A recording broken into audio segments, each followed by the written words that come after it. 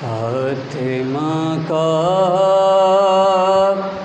بھرے مدینے میں غم بٹانے کوئی نہیں آیا۔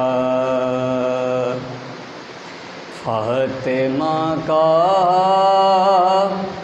بھرے مدینے میں غم بٹانے کوئی نہیں آیا۔ ارے گھر جلانے تو کلمہ گو آئے، گر بجھانے کوئی نہیں آیا۔ فاطمہ کا بھرے مدینے میں غم بٹانے کوئی نہیں آیا۔ کیا وہ اسلام کا ہی مرکز تھا؟ کیا مدینہ تھا وہ محمد کا؟ کیا وہ اسلام کا ہی مرکز تھا؟ کیا مدینہ تھا وہ محمد کا؟ ارے لگ رہے تھے جہاں پہ زہرا کے تازیانے کوئی نہیں آیا۔ فاطمہ کا بھرے مدینے میں گھر جلانے کوئی نہیں آیا۔ گھر جلا قتل ہو گئے محسن، پس لیا سیدہ کی ٹوٹ گئیں۔ گھر جلا قتل ہو گئے محسن، پس لیاں سیدہ کی ٹوٹ گئیں۔ پھر بھی کہتے ہو تم کہ زہرا پر ظلم ڈھانے کوئی نہیں آیا۔ فاطمہ کا بھرے مدینے میں غم بٹانے کوئی نہیں آیا۔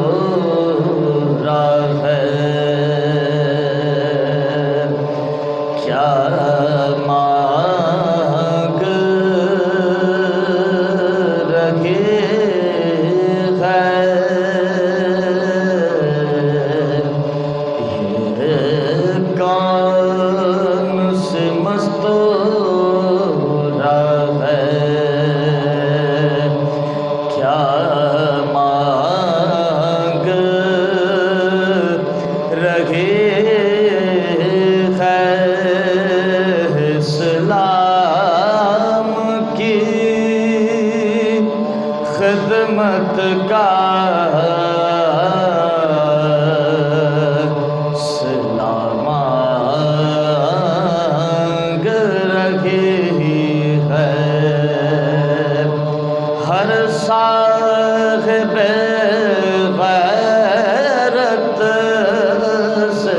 مولا مانگ رہے ہیں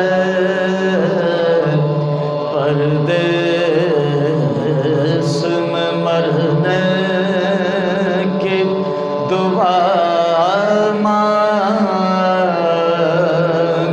رہی ہے افسردہ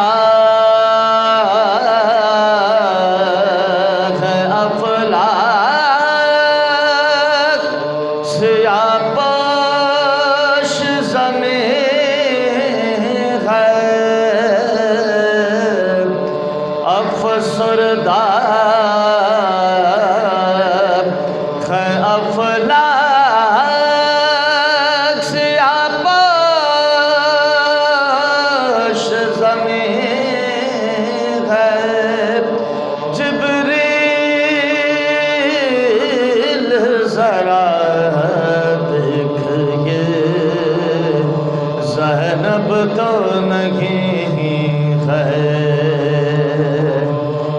یہ کون سی مستورہ ہے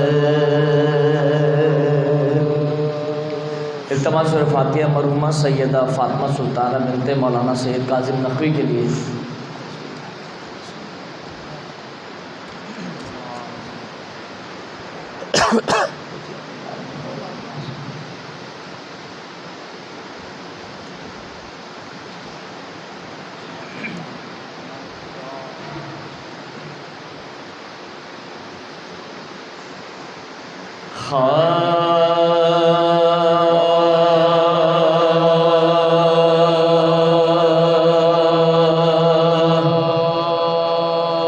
دنیا سے آج رحلت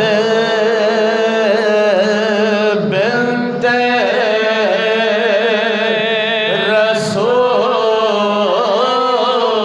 رسول ہے دست اجل میں عصمت کبریٰ کا پھول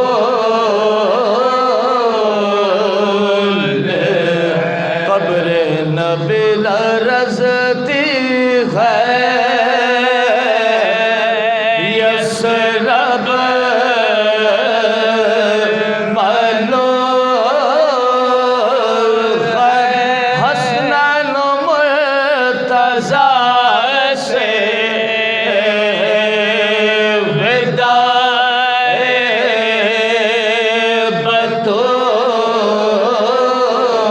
بطول پٹی سے لگ کے زینب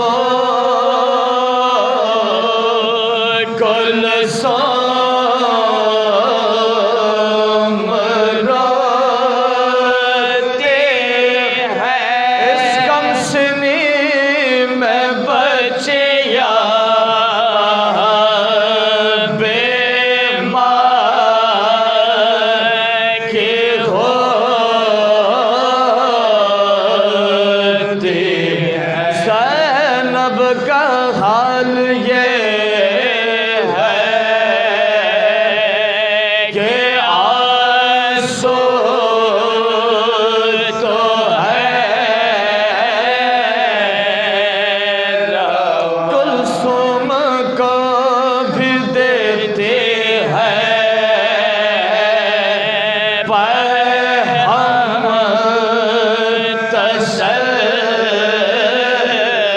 تسلیہ فرما رہی ہے چھوٹے بہن سے کہ میرے رغبت نہیں جہاں میں ہمیشہ کسی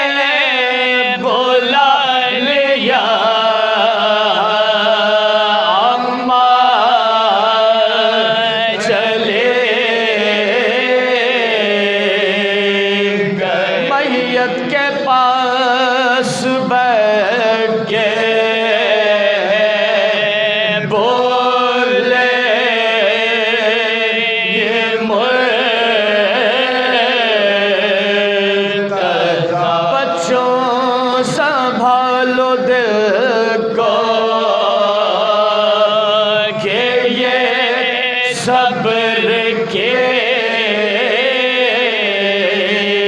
ہے اب اہتمام کرنا ہے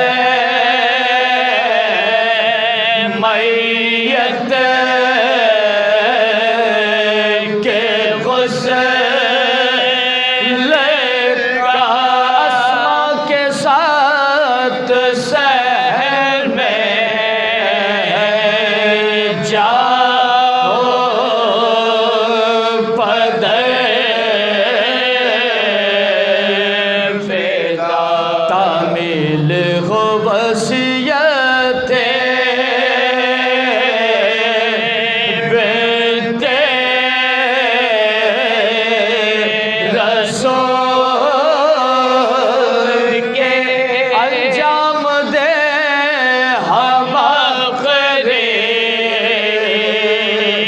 خدمت بطول ہائے اللہ کتنے ظلم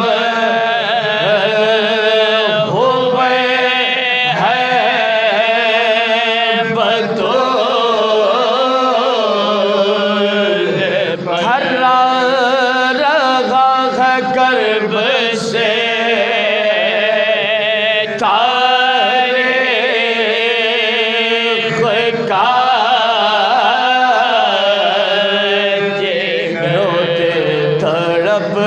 گزری ہے بے کے عمر بھر شر ایک شب تھے قیامت ہر ایک شہزادی کیسے زخموں کے تیرے دوا کرو آنسو بہا رہے ہیں غلام کیا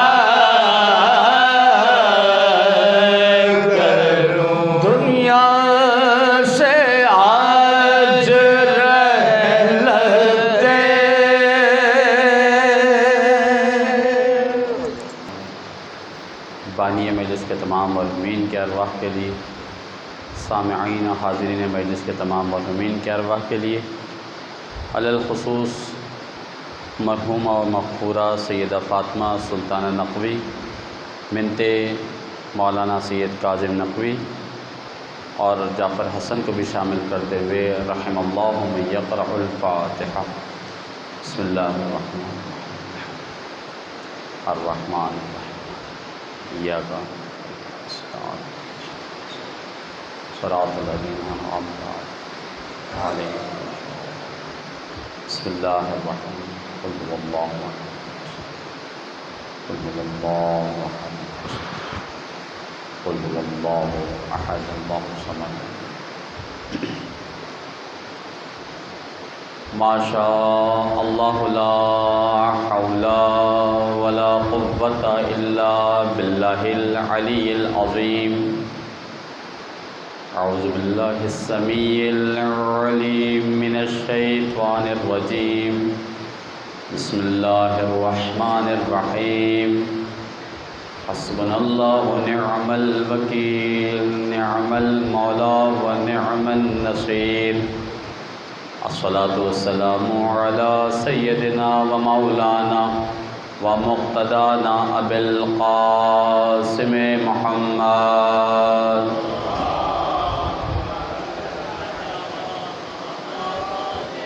وعلى أهل بيته الطيبين الطاهرين المعصومين المظلومين لعنة الله على أعدائهم أجمعين من يومنا إلى قيام يوم الدين أما بعد فقد قال الله تبارك وتعالى فی محکم کتابہ الحکیم والفرقان المجید وقولہ الحق بسم اللہ الرحمن الرحیم انا نحن نحیی الموتى ونکتب ما قدموا وآثارهم وکل شیء احصیناہ فی امام مبین۔ صلوات۔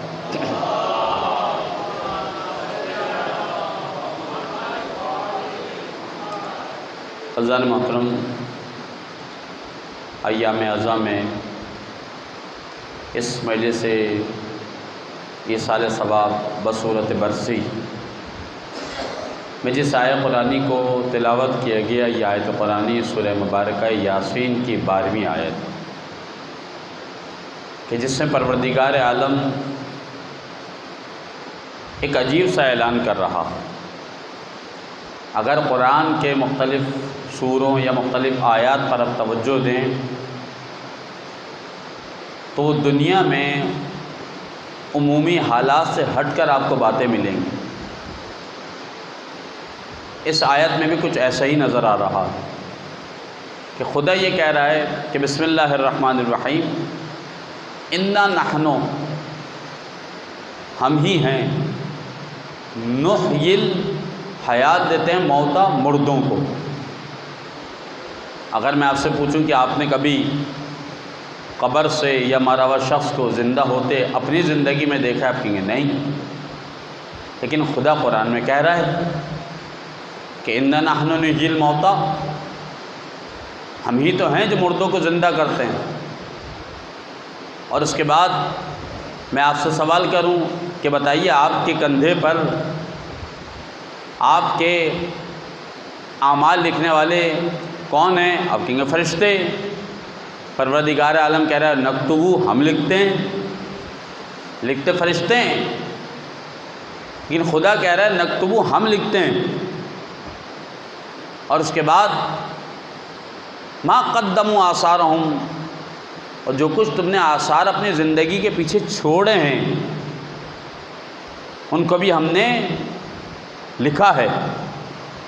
اور اس کے بعد خدا ایک اعلان کر رہا ہے وَكُلَّ شَيْءٍ أَحْصَيْنَاهُ فِي إِمَامٍ مُبِينٍ، کہ ہر شے کے علم کو امام مبین میں جمع کر دیا۔ دیکھیے اس میں بہت ساری باتیں ہو سکتی ہیں، لیکن مرحومہ فاطمہ سلطانہ اور جیسے کہ ایک عالم دین کی یہ دختر ہیں، فائدہ اٹھاتے ہوئے میں 2-3 چیزوں کو جو کہ ہمارے ماحول معاشرے خصوصاً ایام اعزاء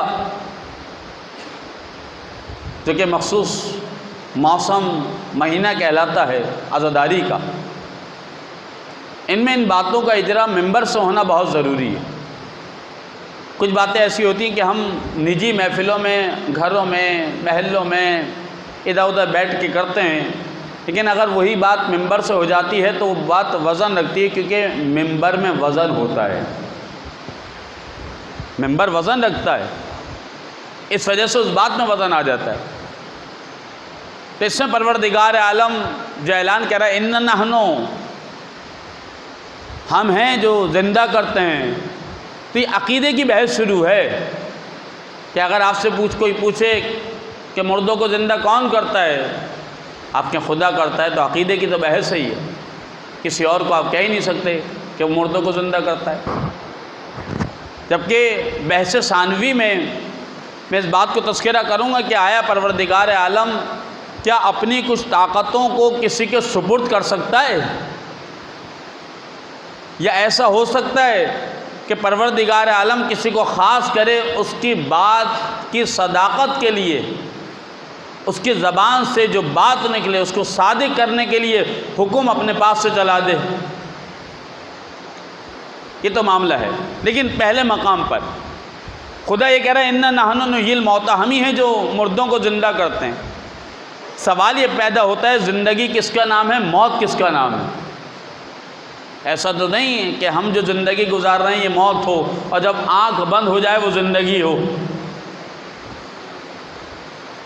اور واقعاً ایسا ہے میرے یہاں بزرگان تشریف فرما ہے، خدا مرنے سے پہلے ہر انسان پہ کچھ کیفیات کو ضرور طاری کرتا ہے، چاہے وہ جوانی میں ہوں، نوجوانی میں ہوں، ادھیڑ عمر میں ہوں یا بڑھاپے میں ہوں، ایک نہ ایک موقع ضرور آتا ہے کہ انسان یہ سمجھتا ہے بس اب میں اس دنیا سے چلا جاؤں گا، اس بیماری میں، اس کیفیت میں،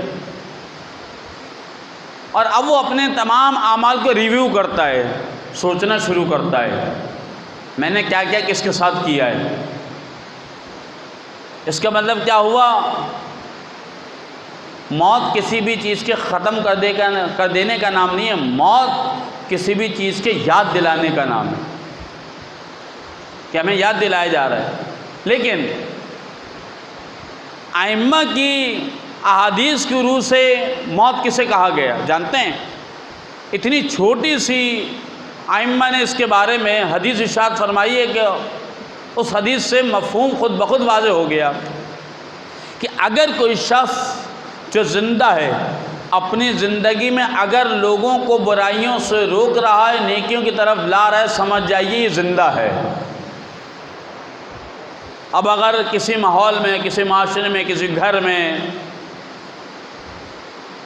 کسی مکتب میں، کسی مدرسے میں، کسی ادارے میں کوئی کسی کو نہ روک رہا ہو کسی چیز سے، تو آپ کہیں گے یہ سب مردہ ہیں۔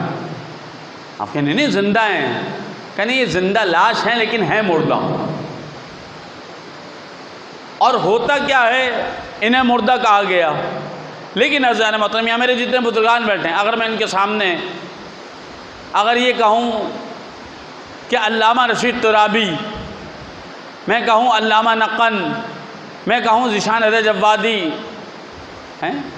میں کہوں طاہر جلولی، تو جن لوگوں نے انہیں سنا ہے اور ان کی کتابوں سے بھی واسطہ ہے وہ کہیں گے قبلہ اب تک زندہ ہیں، وہ کتابوں کی صورت زندہ ہیں۔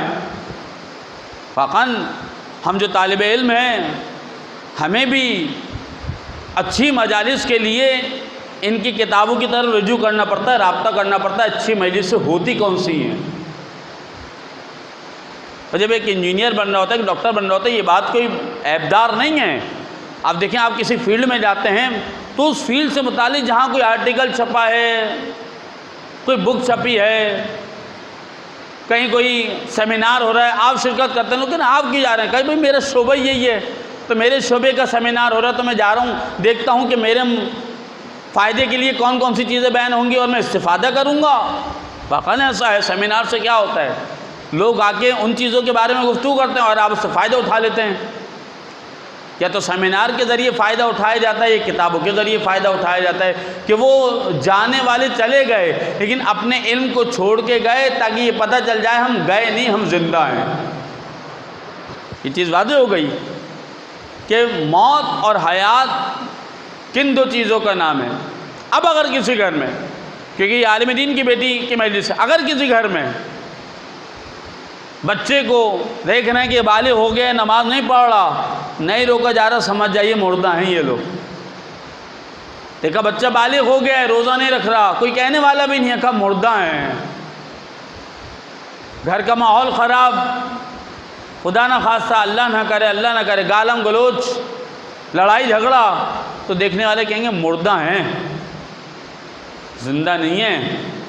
زندہ ہوتے تو زندگی کی رمق نظر آتی، زندگی کے آثار نظر آتے اس گھر میں۔ زندگی نام نہیں ہے فقط سانس کے چلتے رہنے کا، زندگی نام ہے سانس رک جانے کے بعد بھی زندگی چلتے رہنے کا۔ یہ زندگی ہے عزیزان محترم۔ تھوڑی سی بحث یہ مشکل ہو گئی، لیکن بہرحال ہمیں اس منبر شبیہ رسول سے یہ تو پتہ چلے کہ آیا بحیثیت شیعہ، بحیثیت انسان میرے گھر میں میری ذمہ داری کیا ہے۔ باپ یہ نہ سمجھے میرا کام کما کے لانا ہے، باقی سب میری زوجہ کا کام ہے۔ واقعی ایسے سمجھا جاتا ہے، بھائی میرا کام تو کمانا، میں نے لا کے دے دیا، اب بچوں کو کھلاؤ پلاؤ پڑھاؤ، یہ میرا مسئلہ نہیں ہے، جبکہ ایسا نہیں ہے۔ میں ایک دلیل پیش کر دوں آپ کے سامنے کہ مولا متقیان علی بن ابی طالب علیہ السلام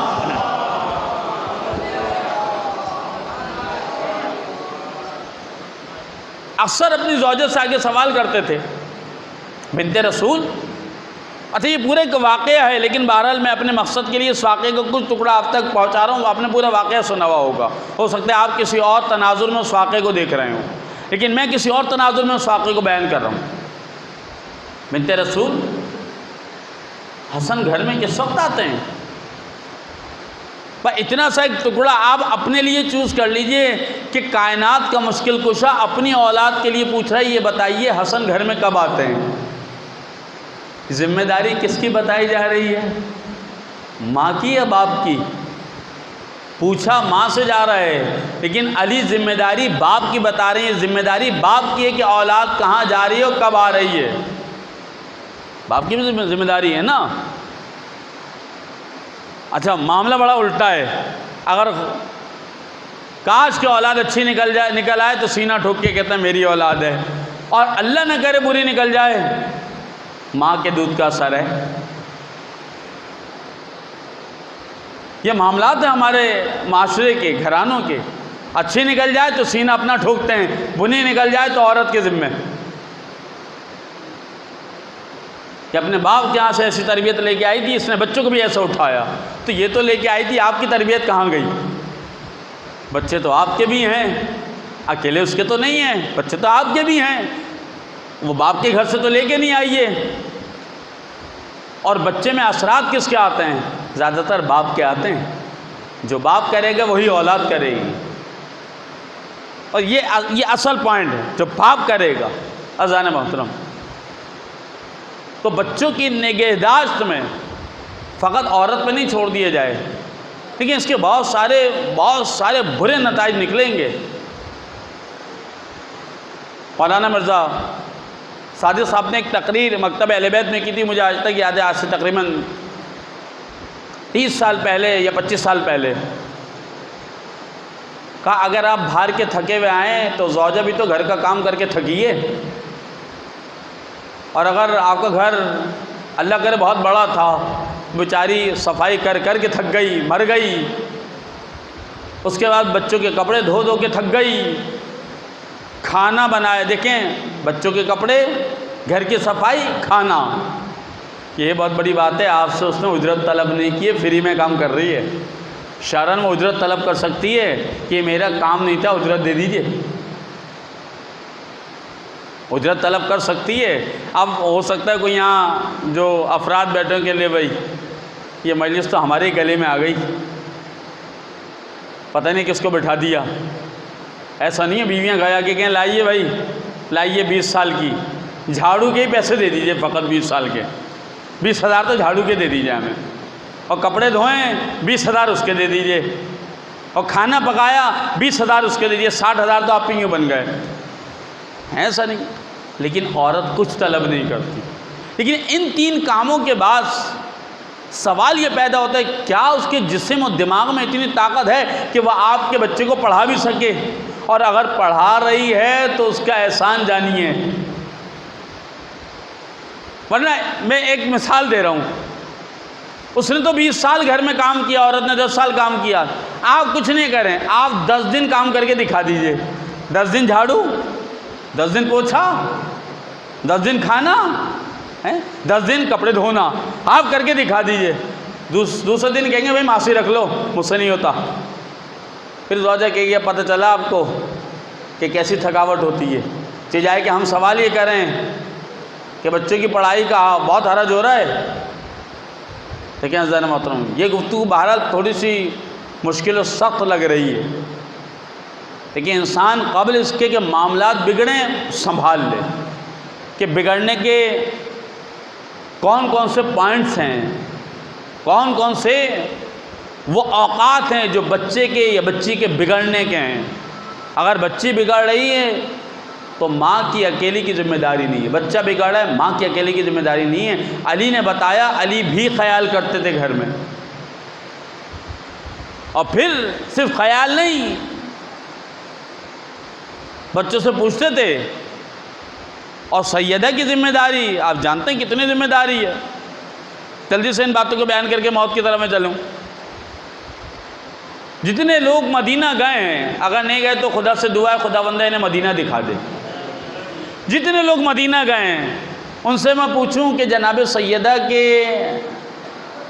حجرے میں اور ممبر رسول میں کتنا فاصلہ ہے؟ آپ کہیں گے قبلہ آپ کے ممبر سے والا پلر جب قنات لگی اتنا ہی دور ہوگا، میرے خیال میں اتنا ہی دور ہوگا، بلکہ اس سے قریب ہی ہوگا، یہ بھی میں نے زیادہ بتا دیا کہ یہ ایک ساؤنڈ کا سسٹم رکھا ہوا اتنا دور ہوگا بس۔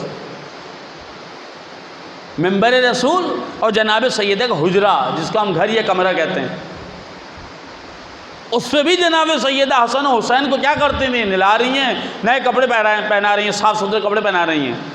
کس سے پہلے کہ بیٹا میرے بابا خطاب کریں گے، جا کے سننا اور مجھے بتانا میرا بابا کیا کہہ رہا ہے۔ فاطمہ کو بھی آواز آئے گی گھر میں، بچوں کو بھی آواز آئے گی، بچوں کو بھی پتہ ہے آواز آئے گی، بچے یہ نہیں کہہ رہے ہیں جب اماں گھر میں ہے جب ہمیں آواز آ ہی جائے گی تو جانے کی کیا ضرورت ہے۔ کہہ سکتے تھے نا، جنہوں نے مدینہ دیکھا وہ پہنچ گئے ہوں گے آپ کے ہاں قبلہ واقعی ایسا ہے کہ اگر ایک انسان تھوڑا سا لاؤڈلی بول دے تو اتنی دور تو آواز چلی جائے گی۔ لیکن بچوں نے یہ نہیں کہا کہ اماں آپ ہمیں صاف ستھرے کپڑے پہنا کے مسجد کیوں بھیج رہی ہیں؟ ہمارا گھر مسجد میں ہی تو ہے، ہم گھر میں نماز پڑھیں تو مسجد، مسجد میں پڑھیں تو مسجد نہیں۔ ماں تیار کر رہی ہے، یعنی کائنات کی معلمہ، عالمہ غیر معلمہ تیار کر رہی ہے، کنہیں؟ جو رسول و علی کے بعد زمانے کو سنبھالیں گے، انہیں تیار کر رہی ہے، اور وہ بچے جا کے سن رہے ہیں۔ اب دیکھیں وہ مسئلہ آ گیا محرم الحرام کا، ہمارے محرم الحرام کا ہمارے وہ مسئلہ آ گیا کہ بچہ جا تو رہے شب داری کا کہہ کے، مجلس کا کہہ کے، کب نکلا ہے؟ کون سی مجلس ہے بھائی؟ 8 گھنٹے والی؟ کون سی مجلس 7 گھنٹے والی؟ رات 8 بجے نکلا، صبح 4 بجے آ رہی، کون سی مجلس ہے؟ 8 گھنٹے ہو گئے؟ 8 بجے نکلا تھا، صبح 4 بجے آ رہے، بھائی یہ کون سی مجلس تھی؟ ارے بہت دور تھی۔ کہاں تھی؟ حیدرآباد میں تھی کیا؟ 8 گھنٹے بعد نہ باپ کو فکر ہے نہ ماں کو فکر ہے، بس یہ ہے کہ دروازہ کھلا نہ رہ جائے۔ نہیں، چور آئے گا نہیں، چور چوری کر گیا، آیا نہیں کر گیا، اولاد گئی ہاتھ سے۔ اگر علی و فاطمہ کا یہ واقعہ پتہ ہوتا تو نگاہ رکھتے، بچے کو بھیجا۔ اب دیکھیں وہ ٹرننگ پوائنٹ جو ہمارے لیے بہت زیادہ مشہور رہا ہے، جب حسن مسجد سے واپس آتے تھے تو جناب سیدہ اپنے زانوں پر بٹھا کے حسن کو پیار کرتی تھی، کہتی تھی بیٹا حسن بتاؤ میرے بابا نے آج کیا کہا۔ مجلس سے آ گیا نا بچہ تو بیٹا کہاں گئے تھے مجلس میں؟ وہاں دیکھیں حصہ تو بہت، اس دور کے بچے بڑے ہوشیار ہیں، حصہ تو وہ کسی بیکری سے خرید کے یہ بٹا تھا، شرمال لا کے دے دیں گے آپ کو، بن لا کے دے دیں گے، کہیں سے بریانی پکڑ کے خرید کے لا کے دے دیں گے گرم گرم کہ یہ بٹائے۔ آپ بھی لگ گئے، آپ نے پوچھا ہی نہیں کہاں بٹی، صبح 4 بجے یہ کون سا حصہ مل رہا ہے؟ 8 بجے کا گیا ہوا آپ مل رہا ہے حصہ؟ نہیں، اس دور کے بچے ہوشیار بہت ہیں۔ آپ نے کہا بیٹا کہاں گئے تھے؟ فلاں جگہ گیا تھا، مجلس میں گئے تھے۔ کون سے مولانا پڑھ رہے تھے؟ ہاں فلاں پڑھ رہے تھے۔ کیا عنوان کیا تھا؟ کون سی آیت پڑھی؟ آیت نمبر کچھ یاد ہے؟ سورہ کا نام وام یاد ہے؟ تم سے نہ عربی پوچھ رہا ہوں نہ ترجمہ، سورہ کا نام اور آیت نمبر یاد ہے؟ جسے میں نے بیٹھ کے پڑھی سورہ یاسین آیت نمبر 12۔ اب آپ نے سوال کیا بیٹا کون سی سورت تھی، کون سی آیت تھی، تاکہ میں بھی دیکھوں اس آیت کو جا کے، اور اس آیت کے ذہن میں کچھ یاد رہا کیا کہا؟ اب بچے کی پریشانی شروع ہوگی۔ میں پتہ یہ بات کیوں کہہ رہا ہوں؟ جناب سیدہ بٹھا کے پوچھتی تھی بتاؤ میرے بابا نے کیا کہا، تاکہ آپ بھی جب مجلس سے بچہ آئے پوچھئے کیا کہا۔ یہ سیدہ پیغام دے کے جا رہی ہیں، لیکن سیدہ کو پوچھنے کی کیا ضرورت تھی؟ نعوذ باللہ من ذالک۔ کیا حسن پہ کوئی شک تھا؟ حسن پہ کوئی شک نہیں تھا۔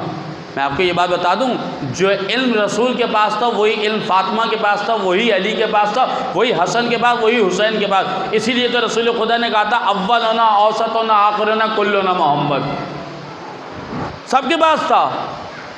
لیکن کیا وجہ ہے کہ جناب شہزادی پوچھ رہی ہیں بتا بیٹے میرے بابا نے کیا کہا؟ حسن کہہ سکتے تھے اماں جو نانا نے کہا ہے وہ آپ کو بھی پتہ ہے، وہ مجھے بھی پتہ ہے۔ نہیں، بتاتے تھے اماں نانا نے آج یہ کہا ہے نا، کڑی ذمہ داری، سخت ذمہ داری ہماری۔ اور کہیں کسی مجتہد کسی عالم کی مثال میں نہیں لایا ہوں کہ کل کو کہیں اس کو ڈینائی کر دے، ریجیکٹ کر دے۔ کائنات میں وہ عظیم ہستیاں کہ جن کے بچوں نے کربلا کو آباد کر کے اسلام کو آباد کیا، اسلام کو زندہ کیا، کربلا نے زندہ کیا اسلام کو۔ اور میں یہ بات ایسے نہیں کہہ رہا، امام محمد باقر علیہ السلام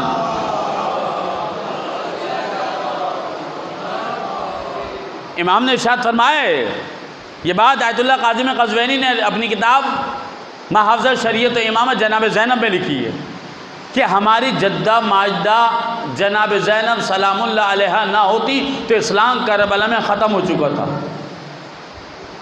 لیکن اب دوسرا ایشو آ رہا ہے کہ بیٹی کی تربیت ایسی کی ہے کہ فاطمہ کا نام نہیں لیا پانچ امام نے، ثانیہ زہرا کا نام لیا۔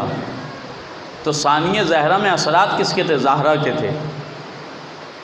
کس کی گود کی پلی تھی؟ زہرا کی گود کی پلی تھی۔ کس کے دودھ کا اثر تھا؟ زہرا کے دودھ کا اثر تھا۔ کس کا اثر تھا؟ علی ابن ابی طالب کا اثر تھا۔ یعنی یہ سارے اثرات مل گئے، علی کی شجاعت، علی کی ولایت، علی کی ہیبت اور عصمت سیدہ اور علم سیدہ جناب زینب میں جمع ہو گیا۔ جب یہ ساری چیزیں جمع ہوتی ہیں تو یزیدیت کے سامنے کھڑی ہو جاتی ہیں جناب زینب، اتنی ساری چیزیں جمع ہوئی۔ تو تربیت اولاد کی خاطر اس مجلس میں اگر یہ پیغام پہنچ جائے کہ ہماری ذمہ داری کیا، اچھا اب یقیناً میں جو بات کر رہا ہوں بہت سارے افراد یہاں ایسے ہوں گے کہ قبلہ ہمارے تو بچے اب بڑے بڑے ہو گئے لیکن پوتے نواز سے تو ہیں ہمارے، اب ہمارا وقت تو ختم۔ لیکن اب ایک میں بات عرض کر دوں، یہ زمانہ بہت فاسٹ ہے، بہت سارے افراد کو اپنے بچوں کی تربیت کے اصول پتہ ہی نہیں ہوں گے۔ میں ایک عجیب بات کر دوں آپ کے سامنے، تربیت اولاد پہ میں کتاب پڑھ رہا تھا، اس میں لکھا جب تمہارے بیٹا اور بیٹی 5 برس کے ہو جائیں تو ان کا بستر بھی الگ کر دو۔ 5 برس کے ہو جائیں، لڑکے کے بالغ ہونے میں تو ابھی 10 سال ہے، لڑکی کے بالغ ہونے میں 5 سال ہی رہ گئے ہیں۔ یہ بات تھوڑی سخت لگ رہی ہے آپ کو، اصول تربیت میں ان کے بستر الگ کر دو۔ اب مسئلہ کیا ہے کہ مجھے نہیں پتا تھا، آپ کو نہیں پتا تھا، اصول مجھے نہیں پتا، تو اب یہ دیکھیے آپ جو ہی مشین لے کے آتے ہیں، ایون یہ کہ کوئی موبائل لے کے آتے ہیں، کیٹلاگ ساتھ آتی ہے اس کو آپریٹ کرنے کی۔ بچوں کے کھلونے آ رہے ہیں جو پیسز کی صورت میں اس کے کیٹلاگ ہوتی ہے، تصویر بنی ہوتی ہے، اس پرزے کو یہاں لگائے، پرزہ ایک پرزے پہ لکھا ہوتا ہے اے، ایک پہ بی، ایک پہ سی، ایک پہ ڈی، جتنے پرزے ہوتے ہیں اتنے چیزیں اس کے اوپر الفابیٹس لکھے ہوتے ہیں، اے کو یہاں لگائیے، بی کو یہاں لگائیے، سی کو یہاں لگائیے، ڈی کو یہاں لگائیے، دیکھیے بن جائے گا۔ ایسا ہی ہے۔ یا اگر کوئی مشین ہے اس کی کیٹلاگ آئے گی، واشنگ مشین ہے کیٹلاگ آئے گی، ایل ڈی ہے کیٹلاگ آئے گی، استری ہے یا اوون یا کوئی بھی چیز آپ الیکٹرانک استعمال کر رہے ہیں یا دیگر کیٹلاگ، ایون یہ کہ کاروں میں آتی ہے، کار کے بٹنوں کے بارے میں لکھا ہوتا ہے، یہ بٹن اس کے لیے، یہ بٹن اس کے لیے، یہ اس کے لیے، یہ اس کے لیے۔ ایسا ہے، اس کا مطلب یہ کیٹلاگ بتا رہی ہے کہ مشین آپ کے پاس سے آپریٹ نہیں آتی، یہ کیٹلاگ ہے۔ اسی طرح اولاد آپ کے پاس سے تربیت نہیں آتی تو تربیت اولاد کی کتابیں لائیے تاکہ وہ کیٹلاگ ہوگی اور آپ تربیت کیجئے۔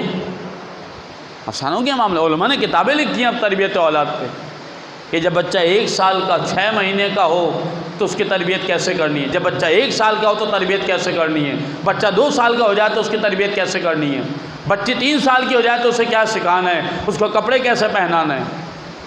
یہ ہمارے معاشرے میں مجھے اس بات کی خوشی ہے کہ عالم دین کی بیٹی کی مجلس پڑھ رہا ہوں تو کسی بھی قسم کا مجھے خوف نہیں ہے، ورنہ کسی آف سائٹر ہوتا، کوئی اگر کوئی عالم کے علاوہ ہوتا مجھے باتیں کہنے میں مشکلات ہوتی۔ ایک عالم کی بیٹی کی مجلس، معاشرے میں جو یہ اوریانیت، ایک جگہ ایک بچی کو میں نے دیکھا، ان کے والد ان کے متعلقین سے کئی مرتبہ میں نے کہا بس اس کو دوپٹہ تو پہنایا کر، ارے پہنتی نہیں ہے۔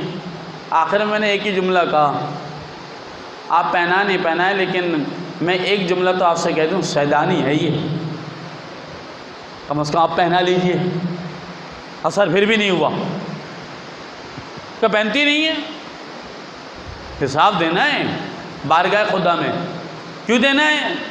قرآن نے کہا کہ ہم ثم اتسألن یومئذ عن النعیم، ایک دن ہم تم سے جو ہم نے تمہیں نعمتیں دی تم سے سوال کریں گے. بیٹا نعمت، بیٹی نعمت، رحمت ہے نا، سوال کریں گے ہم تم سے، دی ہے تمہیں، ہم تم سے سوال کریں گے.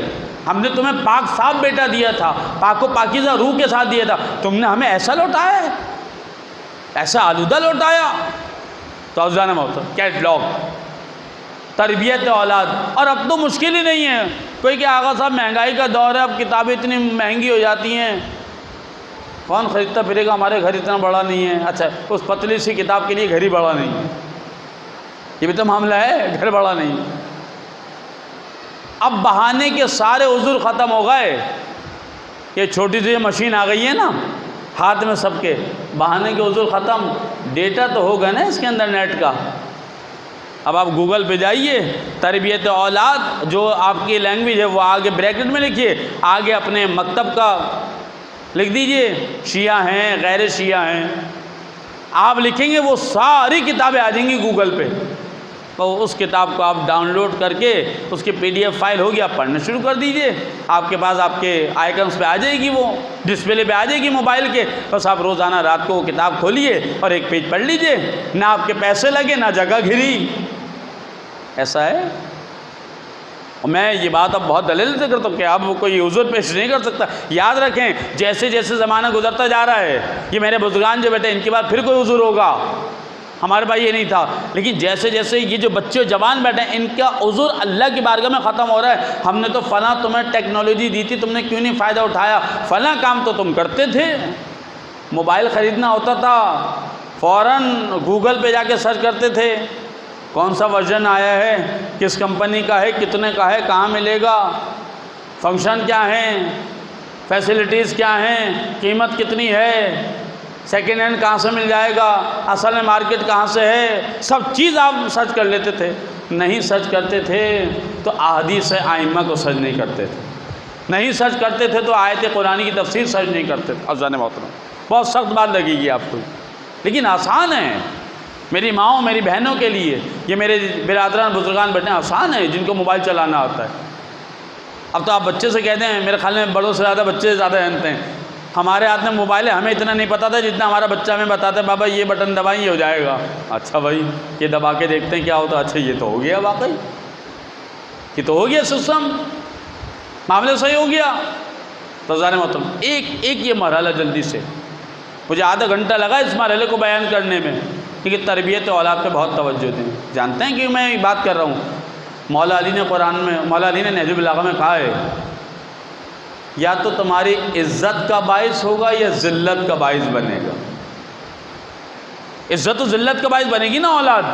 اگر معاشرے میں نکلی کہ بھائی بڑی شریف بچیاں ہیں، نیک بچیاں ہیں، صالح بچیاں ہیں، حیا و پاکیزگی ہے ان کے اندر، کہا کن کی بیٹیاں ہیں، کہا فلاں کی بیٹیاں ہیں، کہا خدا ان کے اوپر رحمت کرے، کیا تربیت کر کے گئے ہیں.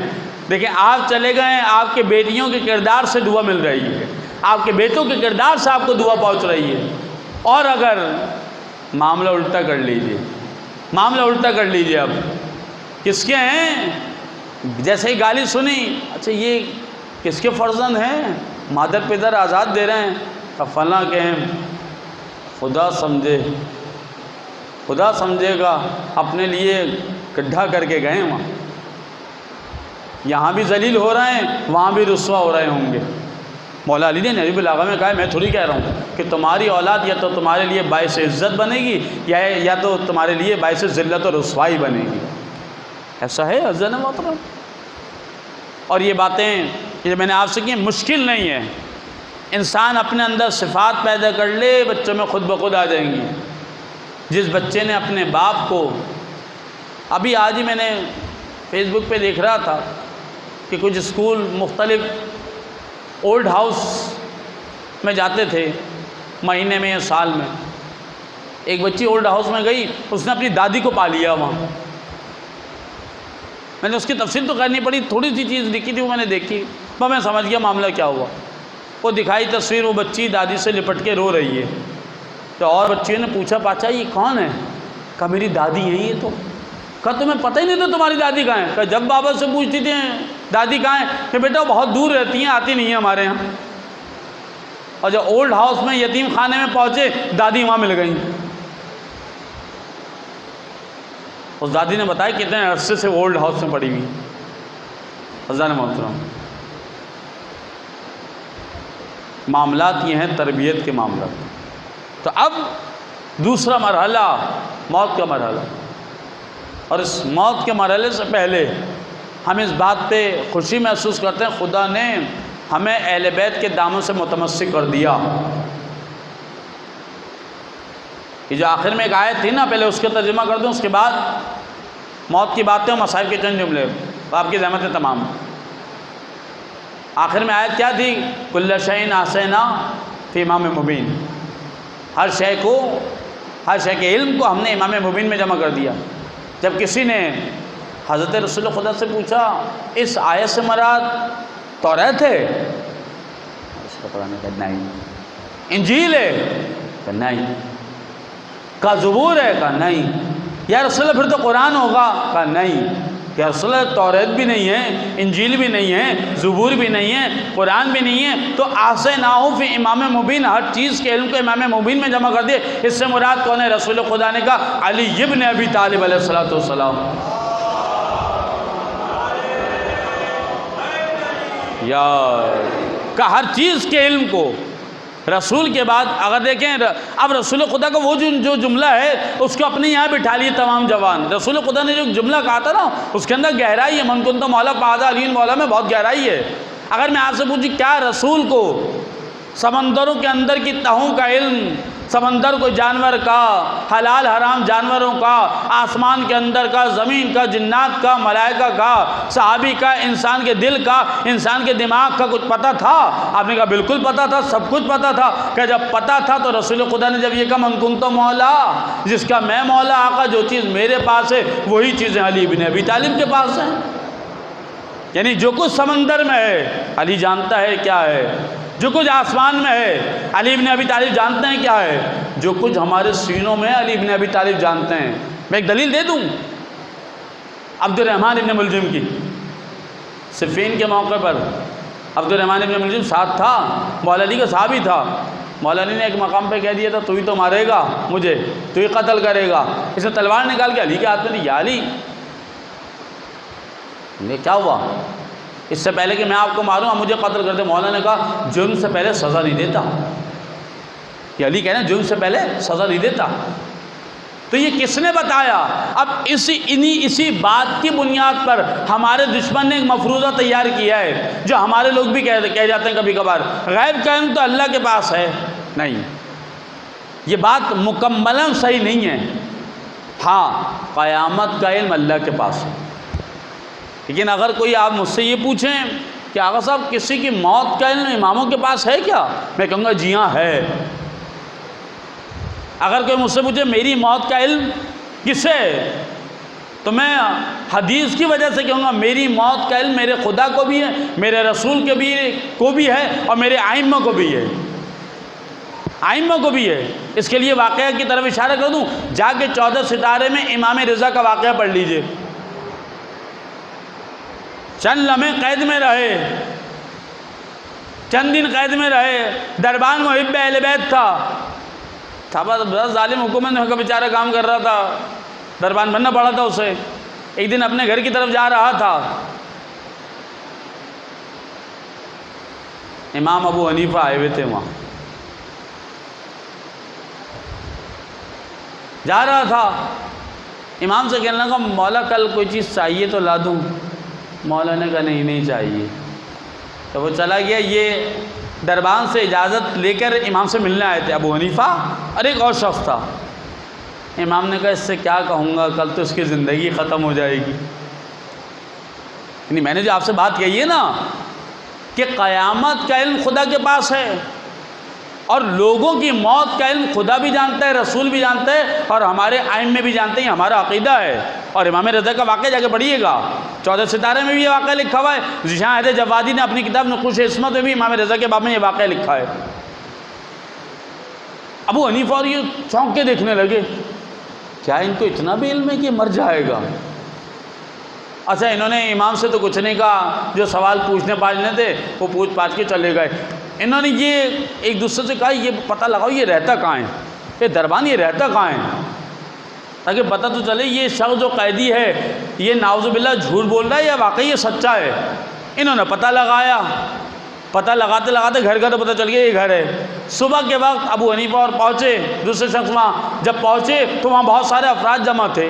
کہا کیسے جمع ہے؟ کہا اس کا انتقال ہو گیا۔ اب انہیں یقین آیا وہ جو قیدی قید میں ہے نا اسیر، اسے واقعی موت کا بھی علم ہے۔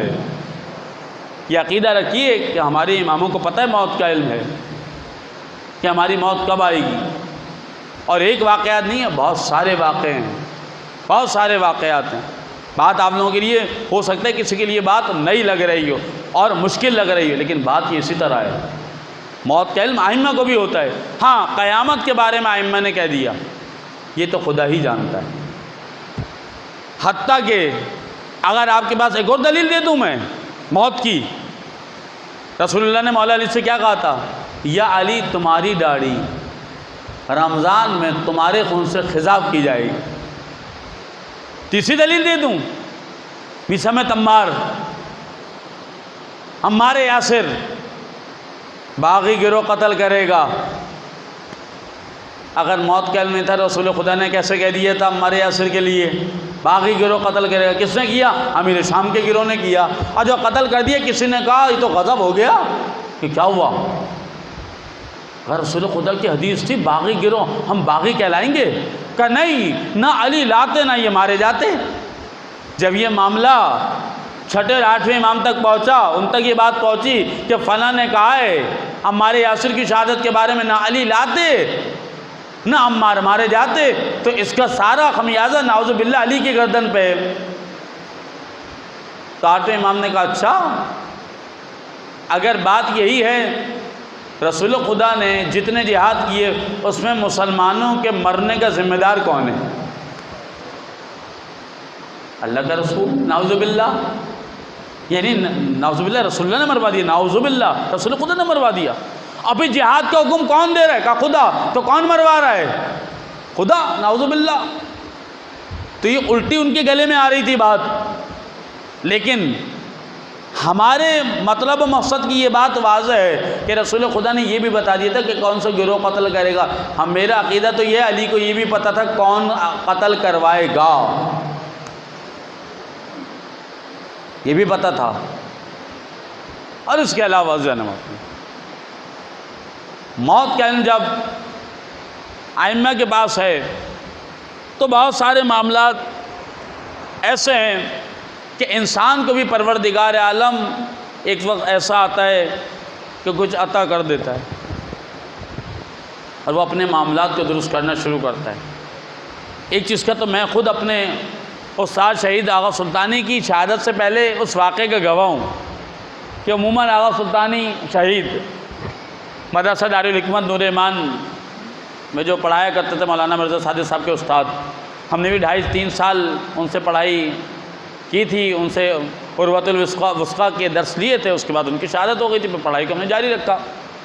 تو اچھی طرح یاد ہے شہادت والے دن ہفتے کا روز تھا، انہوں نے کوئی چیز طالب علم کو دی کہ یہ فوٹو کاپی کرا لو۔ طالب علم نے کہا یہ فوٹو کاپی تو آغا صاحب آپ فلاں تاریخ کو کرواتے ہیں، آج تو یہ تاریخ ہے۔ کہا نہیں، اس کو آج ہی کروا لاؤ، اور ساری چیزیں انہوں نے سیٹلڈ کی، یہ خمس کے پیسے، یہ زکوٰۃ کے پیسے، یہ صدقات کے پیسے، یہ امانت، یہ رد مظالم، فلاں، ہر چیز کو تیار کر کے رکھا، اور اس دن شہادت ہوئی۔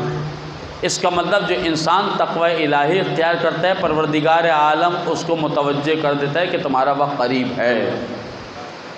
اتنا بڑا عالم جن کا میں نام لے رہا ہوں، شہید آغا سلطانی، اگر اور آپ کو معلومات دے دوں سے اتنا کہہ دوں، آیت اللہ خوئی نے آغا سلطانی کو کراچی بھیجا تھا تبلیغ کرنے کے لیے، اور تقریباً 80% علماء جتنے بھی بڑے بڑے ہیں، جس میں میرے استاد غلام محمد امینی صاحب بھی شامل تھے، اور مرزا صادق صاحب اور بہت سارے افراد، ان سب کے استاد تھے آغا سلطانی شہید۔ تو تب مجھے اندازہ ہوا کہ جب تقوی الہی آپ اختیار کرتے ہیں تو پروردگار عالم آپ کو پہلے سے ہی کچھ چیزوں کی آگاہی دے دیتا ہے، یہ کام کر لو، بس معاملات یہاں تک آ گئے ہیں، یہ کام کر لو۔ واقعی پتہ چلا، جب ہمیں پتہ چلا شہادت ہو گئی۔ اچھا پھر ایک چیز اور جو ہمیں چونکا دیا ان کی شہادت نے، وہ عموماً اپنے گھر پہ آ کے نماز پڑھتے تھے، نور ایمان میں آ کر نماز پڑھتے تھے، بہت سارے لوگ ان سے مسئلہ مسائل کے چکر میں انہیں گھیر لیتے تھے، اور انہیں کافی دیر ہو جاتی تھی، بچے کو اسکول سے بھی اٹھانا ہوتا تھا، وہ عموماً نور ایمان میں نماز نہیں پڑھتے تھے، جلدی سے وہ 12:15 ساڑھے 12 بجے نکل جاتے تھے، بچوں کو اسکول سے لے کے گھر پہ ہی نماز پڑھتے تھے۔ اس دن وہی نماز بھی پڑھ لی جلدی سے 12:30 پونے 1 بجے۔ ہم بھی چونک گئے تھے، یہ تو پڑھتے ہی نہیں ہیں، آج نماز بھی پڑھ کے جا رہے ہیں۔ خدا نے کیسا دماغ میں ڈالا کہ معاملات کو بھی سیٹل کر جاؤ اور عبادات کو بھی پورا کر کے جاؤ، چھوڑ کے نہیں گئے۔ ظہر عصر کی نماز انہیں پتہ تھا آج ظہر عصر کا وقت نہیں ملے گا، آج گھر تک نہیں پہنچوں گا، اور خدا نے اپنے گھر میں نماز ادا کروا دی جامع مسجد نور ایمان۔ آپ اندازہ کریں کہ عالم، یہ عالم کی بیٹی کی مجلس ہے نا، ایک عالم کی جب سوچ اماموں کی حدیث و آیات کے مطابق ہوتی ہے تو پروردگار عالم اس کے موت سے پہلے ہی، شہادت سے پہلے ساری چیزوں کو بتانا شروع کر دیتا ہے۔ اور ویسے بھی آپ دیکھ رہے ہیں عالم کے علاوہ بھی کچھ خواتین یا مرد جب اس دنیا سے جا رہے ہوتے ہیں، بھائی یہ چیز لکھوا دو، یہ چیز کر لو، بھائی ابھی ضرورت کیا ہے، پر ہم کہہ رہے ہیں کر لو، پتہ نہیں کس وقت اجل آ جائے۔ پر اذان محترم، جب میں نے بات وہاں سے شروع کی تھی کہ پروردگار عالم مردوں کو زندہ کرتا ہے، ہمارے اعمال کو لکھتا ہے، جو کچھ ہم نے لکھا ہے۔ اور ایک آیت تو سب کو یاد ہے یہاں، وَمَن يَعْمَلْ مِثْقَالَ ذَرَّةٍ خَيْرًا يَرَهُ وَمَن يَعْمَلْ مِثْقَالَ ذَرَّةٍ شَرًّا يَرَهُ۔ یرا معنی ہوتا ہے عربی میں دیکھنا، تم نے ذرہ برابر بھی نیکی کی ہوگی نا، دیکھو گے، ذرہ برابر بھی برائی کی ہوگی وہ بھی دیکھو گے۔ مقام شفاعت، ہو سکتا ہے خداوند کریم نماز کی تھوڑی بہت غلطیاں معاف کر دے، کیونکہ یہ تعلق اللہ کا اور بندے کا ہے۔ ہو سکتا ہے روزے کے معاملات پروردگار عالم معاف کر دے، معاملہ اللہ کا اور بندے کا ہے۔ ہو سکتا ہے حج کا معاملہ پروردگار عالم معاف کر دے، بندے کا اور اللہ کا۔ ہو سکتا ہے، میں یہ نہیں کہہ رہا کرے گا، ہو سکتا ہے کر دے۔ ہم اپنے اساتذہ سے پوچھتے تھے یہ ہمیں شفاعت کی ضرورت پھر کیوں پڑے گی جب اللہ معاف کر دے گا؟ کہ شفاعت کی ضرورت ان چکروں میں تھوڑی پڑے گی، یہ تو ان لوگوں کو پڑے گی جن کی بہت زیادہ تھپی کی تھپی لگی ہوگی، پڑھی نہیں۔ ہمارے پاس ایک شخص آیا تھا، وہ آغا صاحب اپنے والد کی نمازیں پڑھوانی، ہم نے کہا وہ قبلہ والد کتنے سال کے مرے؟ کہنے لگے 85 سال کے مرے۔ ہم نے کہا تو کتنے سال نماز پڑھتے تھے؟ کہا جب سے میں پیدا ہوا ہوں میں نے تو اپنے باپ کو کبھی مصلی پر بھی نہیں دیکھا، نہ ہی نماز عید پڑھتے ہوئے دیکھا۔ نماز عید کہہ رہا ہے، اور پتہ نہیں کون سی نیکی تھی تو بچہ نمازی، اور کہہ رہا ہے بھائی اپنے ابا کی اب 70 سال کی نمازیں کچھ میں پڑھوں گا کچھ پڑھواؤں گا۔ ایسا بھی معاملہ ہے، ایسا بھی معاملہ ہے نا۔ یہ جو لکھا جا رہا ہے نا، ایک ایک چیز کے بارے میں پوچھا جا رہا ہے، صلہ رحمی کیجیے۔ محرم میں بہترین مہینہ آ گیا صلہ رحمی کا۔ اگر کسی سے حق تلفی ہو گئی ہے، دیکھیں آپ کا حق کیا حسین کے حق سے زیادہ ہے؟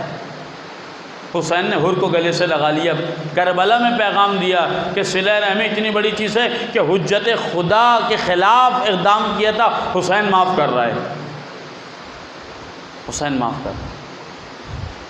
اور عراق کا ایک جلدی سے چھوٹا سا واقعہ کہ زائرین بہت جاتے ہیں، ایک زائر، کیونکہ وہاں عراق میں لوگ اپنے گھر میں زائرین کو ٹھہراتے ہیں، ایک زائر اپنا واقعہ بتا رہے، میں ایک فلیٹ میں چڑھا، ایک بندہ مجھے لے گیا کہ یہاں یہ لوگ زائرین کو رکھتے ہیں، جب مشی کرنے آتے ہیں تو یہ لوگ بھی رکھتے ہیں۔ 2 دروازے فلیٹوں کے ایک ساتھ کھلے اور زائروں کو دونوں طرف کے بندوں نے پکڑ لیا۔ وہ کہہ رہا ہے میرے ہاں کا زائر ہے، یہ حسین کا مہمان، میرا مہمان بنے، وہ کہہ رہا ہے میرا مہمان۔ ایک نے دوسرے کے کان میں کچھ کہا، اس نے ہاتھ چھوڑ دیا، کہا تم ہی مہمانی رکھ۔ کہا کیا کان میں کہا اس نے کہ اس نے ہاتھ چھوڑ دیا؟ تو اس نے بتایا کہ یہ میرے بھائی کا قاتل ہے۔ میں نے اس کے کان میں کہا میں نے تو جو قاتل ہے، میں نے اپنے بھائی کا خون حسین کے مہمان کی خاطر معاف کیا، تو مجھے میرا مہمان بننے دے۔ اندازہ کریں، بھائی کا قاتل یا بیٹے کا قاتل وہ خون معاف کر رہا ہے تاکہ یہ زائر میرا مہمان بن جائے، زائر میرا مہمان بن جائے۔ صلہ رحمی کو رائج کریں، تبرک ایک دوسرے کے بھجوائیں۔ اگر نہیں آئے تبرک بھجوا دیں. کوئی بولے اگر نہیں آئے تو کیا ضرورت ہے تبرک کی؟ نہیں، پھر بھجوا دیں اگر بچہ ہے تبرک. جہاں چاچا بھجوا رہے ہیں وہاں 3 بھجوا کے ایک فلاں کے بھجوا دیں. صلہ رحمی کو قائم کرو. خدا 30 سال عمر بڑھاتا ہے، 30 سال، اور قطع رحمی سے 30 سال کم کر دیتا ہے.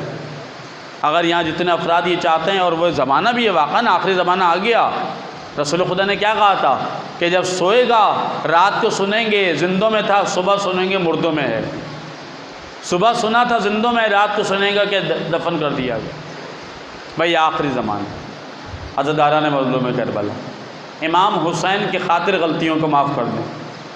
چاہے وہ دوست کی غلطی ہو، چاہے وہ رشتہ دار کی غلطی ہو، چاہے وہ پڑوسی کی غلطی ہو، چاہے وہ کسی بھی مکتب فکر سے تعلق رکھتا ہو. آپ کہ میں نے حسین کی خاطر معاف کیا، جناب زینب کی خاطر معاف کیا، علی اکبر کی خاطر معاف کیا، میں نے قاسم کی خاطر معاف کیا. عزاداران مظلوم کربلا، آج وہ ایام چل رہے ہیں کہ جن ایام میں علی کی بیٹی کربلا سے تو چلی ہے لیکن ابھی شام پہنچی نہیں ہے. شام نہیں پہنچی ہے، راستے سے گزر رہی ہے. بے مقنع چادر ہے، پیروں میں چپلیں نہیں ہیں زینب کے. کبھی اونٹوں سے اتارا جاتا ہے، کبھی چڑھایا جاتا ہے. اونٹوں پہ زین نہیں ہے، ہماری نہیں ہے. کبھی بھگایا جاتا ہے اونٹوں کو، جانوروں کو، کبھی روکا جاتا ہے. بھوک و پیاس کا عالم ہے، رسول کی نواسی جا رہی ہے. عزاداران مظلوم کربلا، جب یہ قافلہ 11 محرم کو چلنا شروع ہوا تو اس قافلے کی کیفیت عجیب تھی. جب کوئی بچہ گرتا تھا تو جناب زینب کو آواز لگائی جاتی، بی بی میرا بچہ گر گیا، بی بی میرا بچہ گر گیا. علی کی بیٹی جناب سید سجاد کو آواز دیتی تھی، بیٹا سجاد دیکھو فلاں بچہ گر گیا، سجاد دیکھنا بچہ گر گیا.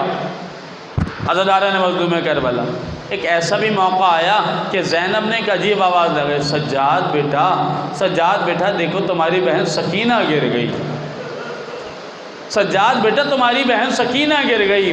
عزاداروں اتنا سننا تھا. ایک مرتبہ میرا مولا سید سجاد ہاتھوں میں ہتھکڑیاں ہیں، پیروں میں بیڑیاں ہیں، اپنی زنجیروں کو سنبھالے ہوئے اپنی چھوٹی بہن کے قریب آیا، چھوٹی بہن کے قریب آیا. عزاداران مظلوم کربلا، اپنی بہن کو اپنے گلے سے لگا لیا. شقی تازیانہ لے کر بڑھا، جفکش تازیانہ لے کر بڑھا کہ میں اس بچی پر تازیانے لگاؤں گا. ہوتا ہی یہی تھا، جو بچہ کرتا تھا تازیانے لگائے جاتے تھے تاکہ یا تو بچہ مر جائے یا واپس اپنی سواری کی جانب جائے. عزاداروں یہ تازیانہ لے کر بڑھا. جب تازیانہ لے کر بڑھا، مارنا چاہا تو سید سجاد اپنی پشت پر تازیانے کھاتے رہے، اپنی بہن سکینہ کے تازیانے لگنے نہیں دیا. عزاداروں میرا یہ کہنا آسان ہے، کہنا میرا بہت آسان ہے. روایت میں لکھا ہے ایسی گرمی تھی، ایسی گرمی تھی کہ پیر زمین پر نہیں رکھا جاتا تھا. تصور کیجئے سجاد کی ہتھکڑیاں کیسے جلتی ہوں گی دھوپ میں، سجاد کی بیڑیاں کیسے جلتی ہوں گی. عزاداران مظلوم کربلا، یہ قافلہ ہوتے ہوئے مصائب سکینہ کو بیان کروں. یہ قافلہ ہوتے ہوئے جب ایک دربار میں پہنچا، ایک مرتبہ جب یزید سامنے بیٹھا ہوا تھا، کہ اس میں حسین کی بیٹی کون سی ہے. جیسے کہ حسین کی بیٹی کون سی ہے، آیت اللہ اشتہاردی نے لکھا کہ سکینہ نے جناب زینب کا لباس سختی سے پکڑ لیا. پھپھی اماں میرا نام لیتا ہے، پھپھی اماں یہ میرا نام لے رہا ہے. عزاداروں اتنا سننا تھا. سکینہ لپٹ گئی جناب زینب سے، پھپھی اماں یہ میرا نام لے رہا ہے. عزاداران مظلوم کربلا، ایک دن بتایا گیا وہ جو بیویوں کے ہجوم میں ہے نا وہ بچی، وہ ہے حسین کی یتیمہ سکینہ.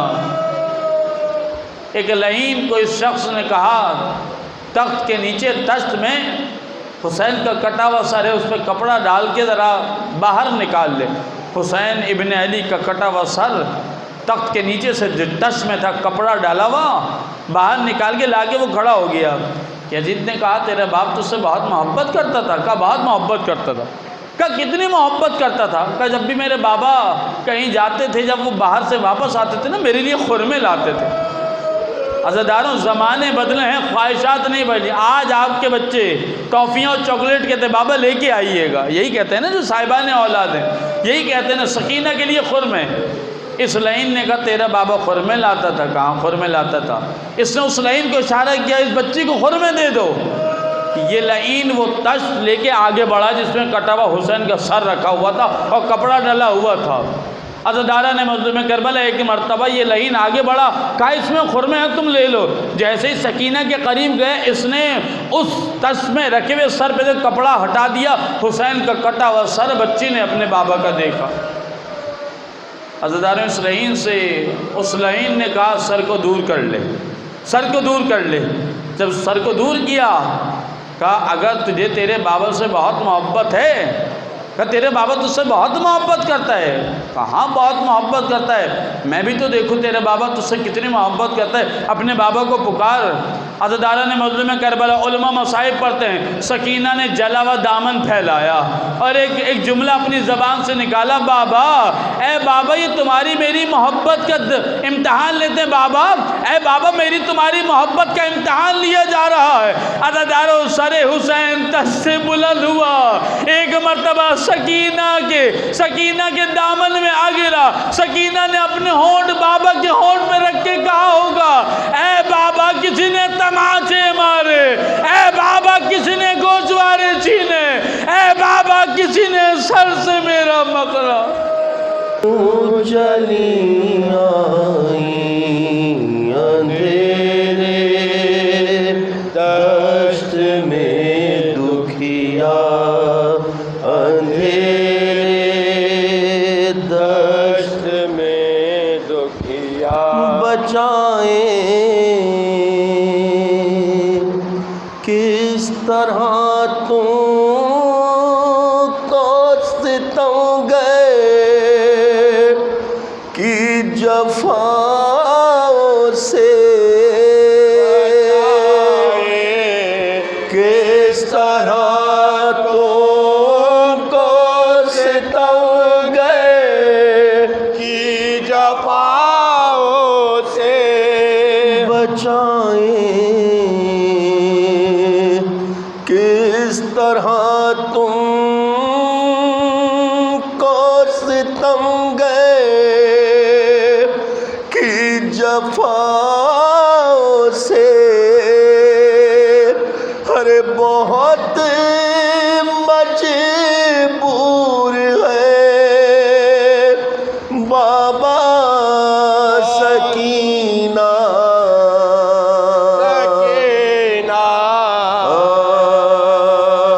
کیوں چلی آئی اندھیرے دشت میں دکھیا، اور دل بابا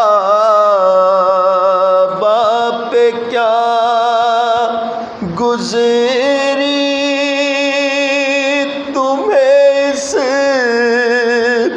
حال میں پا کر،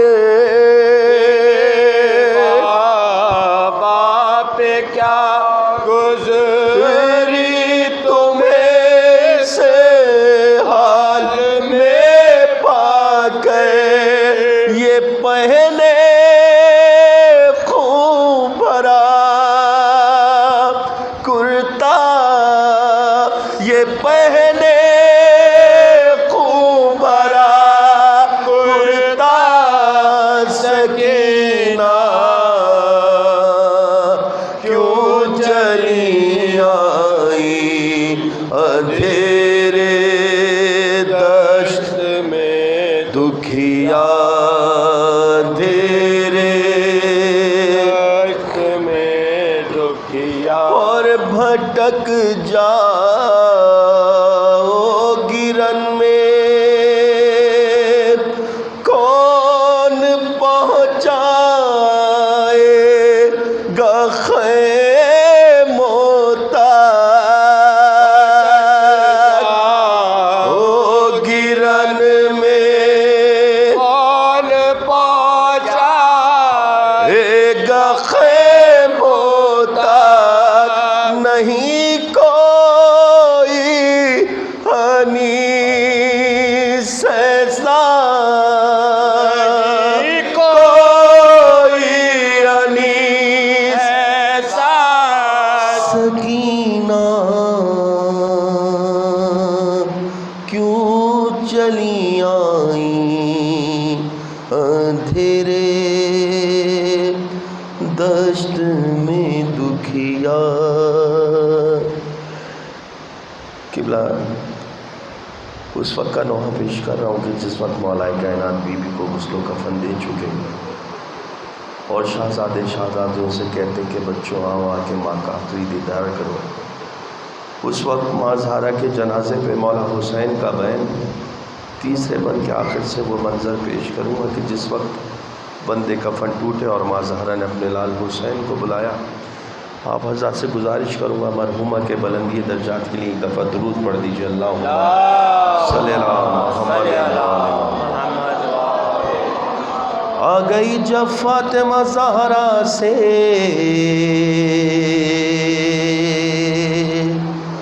رخصت کی گھڑی،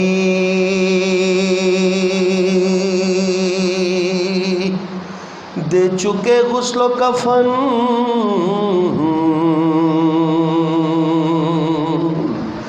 جب بنت حماد کو علی باغ زہرا کے گلوں کو رو کے آواز دی، اپنی مادر کا کرو دیدار، ہا کرے آخری آئے ماں کے پاس، شبر سن کے بابا کی صدا، الوداع مادر کو اپنی نم نگاہوں سے کیا. زینب و کلثوم نے شانہ ہلا کر دی صدا، ہم غریبوں کا سلام آخری لے لو ذرا. ہم اگر آئے نا مادر کے قریب، شاہ زمن لائے ہونٹوں پا عجب انداز سے مولا سخن،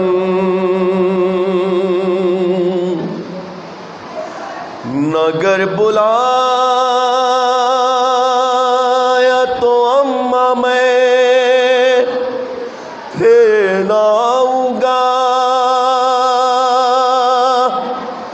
میں کربلا کا مسافر ہوں روٹھ جاؤں گا، میں کربلا کا مسافر ہوں روٹھ جاؤں گا. نگر بلایا تو اماں میں پھر نہ آؤں گا، میں کربلا کا ماں زہرا کے جنازے پہ مولا حسین کا بین روٹھ جاؤں گا، میں کربلا مسافر ہوں.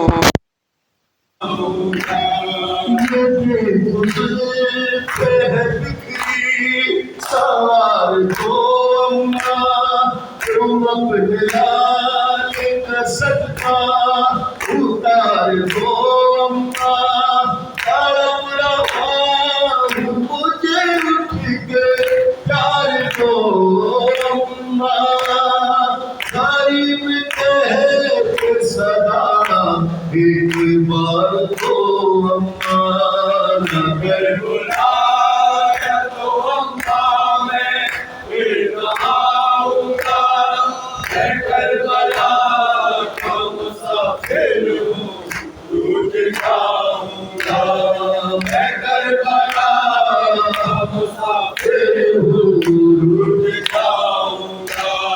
کسی نے بوند بھی پانی پھرایا تھا کہ نہیں، کالج اپنے کسی نے لگا کے نہیں آیا تھا گھر سے پلٹ گئی وہ آیا کے نہیں یہ کون پوچھے دکھانا دکھایا یاد نہیں مگر بلایا تو اماں میں پھر آؤں گا میں کربلا مسافر ہوں ٹوٹ جاؤں گا میں کربلا مسافر ہوں ٹوٹ جاؤں گا کے نادر مستر میں روئے شاہ زمر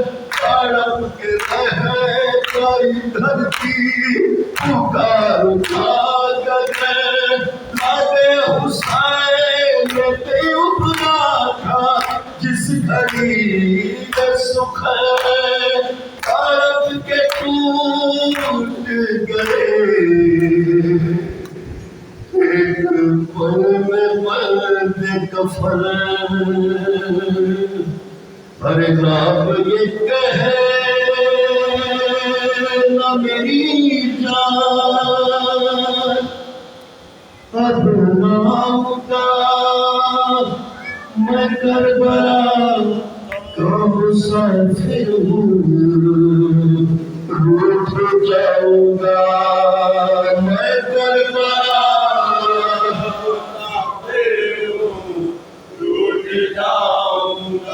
اور پکاری ماں میرے دل پر قریب آپ میرے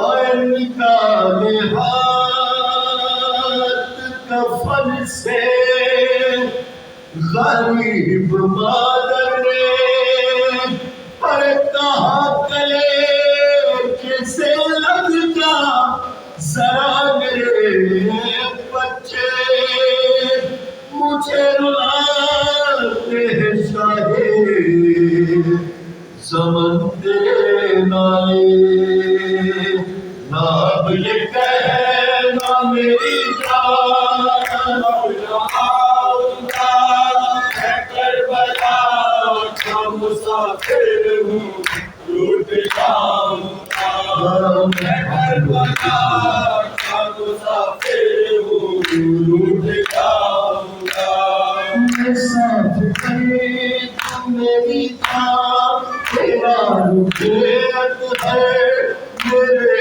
سبھی سناؤں میں تجھ کو سینے پہ یہ مان سارے اور پوچھ لے کچھ دیتا ہے یہ جاتے جاتے میری جان مجھ سے وعدہ کرے اے نا میری جان آؤں گا میں کربلا مسافر ہوں ٹوٹ جاؤں گا میں کربلا مسافر ہوں ٹوٹ جاؤں گا زمین ہے ساتھی اور آسمان کا دیر زمین آیا نکائی یسنا ہو کیسے وہ بنتا ہے نبت کے پاس